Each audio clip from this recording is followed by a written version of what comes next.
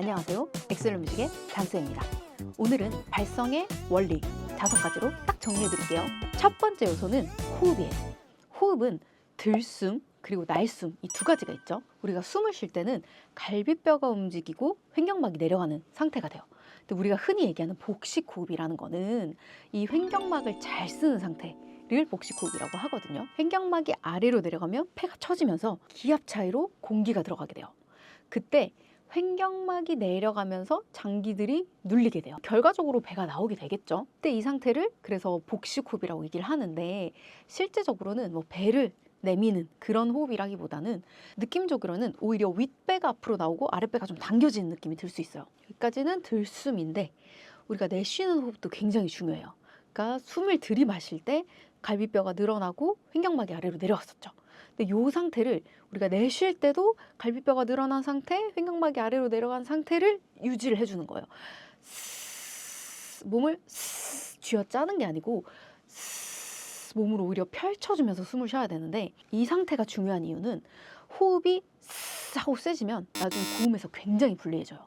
이건 나중에 뒤에서 한 번 더 말씀을 드릴게요. 그래서 이 횡격막을 내리는 게 왜 중요하냐라고 얘기를 한다면 이제 2번째, 우리는 후두 위치가 굉장히 중요해요. 노래할 때 이 후두 위치가 자연스럽게 이렇게 말하는 위치에 있으면 좋은데 보통은 노래할 때 특히 고음할 때요.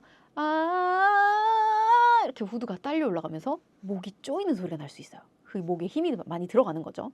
굉장히 복잡한 구도로 돼 있지만 이걸 간단하게 설명을 드리자면은 우리가 숨을 깊게 마시면 이 횡격막이 내려가면서 후두도 같이 내려가게 돼 있어요. 그래서 이 후두 위치를 안정적으로 두려고 호흡을 깊게 마시는 거예요. 그래서 횡격막을 안 쓰고 얕은 호흡으로 내는 소리는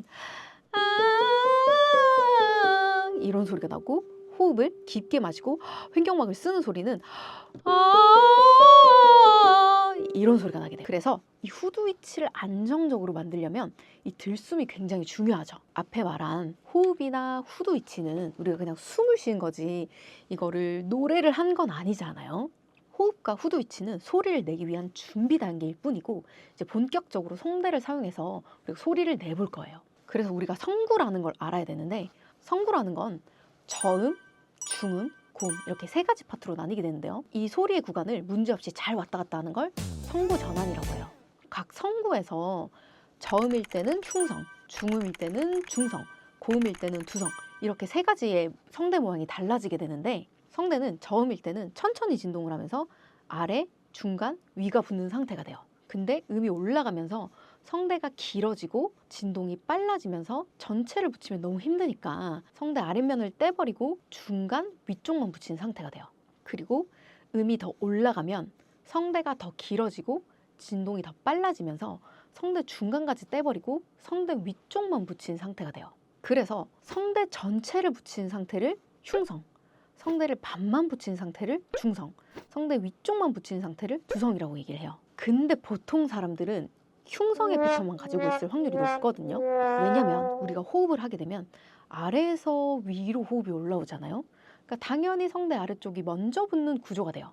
그래서 성대 위쪽만 붙이는 연습을 해주셔야 고음을 편하게 낼 수 있어요.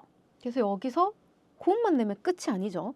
그래서 4번째, 공명을 알아볼 텐데, 우리가 호흡도 잘 쉴 수 있고 후두 위치도 안정돼 있고 성대도 고음 성구 전환을 잘 할 수 있다면 여기서 입 앞에서 이제 울림을 만들어 줘야 돼요. 공명이라는 거는 입안에 울림을 만드는 건데 이 울림을 어떻게 쓰느냐에 따라서 소리의 느낌이 완전 달라지거든요. 이 입안의 공간을 어떻게 쓰느냐에 따라서 이렇게 소리를 아래로 쓸 수도 있고요. 이렇게 뒤로 쓸 수도 있고 앞으로 쓸 수도 있고 위로 쓸 수도 있어요. 이거는 장르나 곡 스타일이나 취향에 따라서 좀 달라질 수 있는 부분이에요. 이제 마지막으로 5번째, 성대 접촉에 대해서 알아볼 거예요.